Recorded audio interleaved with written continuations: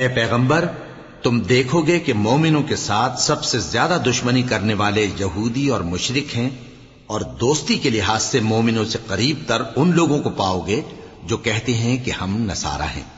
یہ اس لیے کہ ان میں عالم بھی ہیں اور مشائخ بھی، اور یہ کہ یہ تکبر نہیں کرتے۔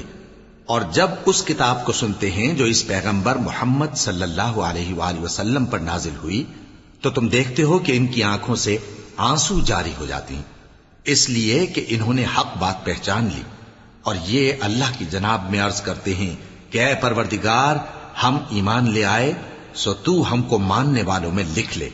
اور ہمیں کیا ہوا ہے کہ اللہ پر اور حق بات پر جو ہمارے پاس آئی ہے ایمان نہ لائیں؟ اور ہم امید رکھتے ہیں کہ ہمارا پروردگار ہم کو نیک بندوں کے ساتھ بہشت میں داخل کرے گا۔ پس اللہ نے ان کو اس کہنے کے سبب بہشت کے باغ عطا فرمائے جن کے نیچے نہریں بہ رہی ہیں، یہ ہمیشہ ان میں رہیں گے، اور نیکوکاروں کا یہی صلہ ہے۔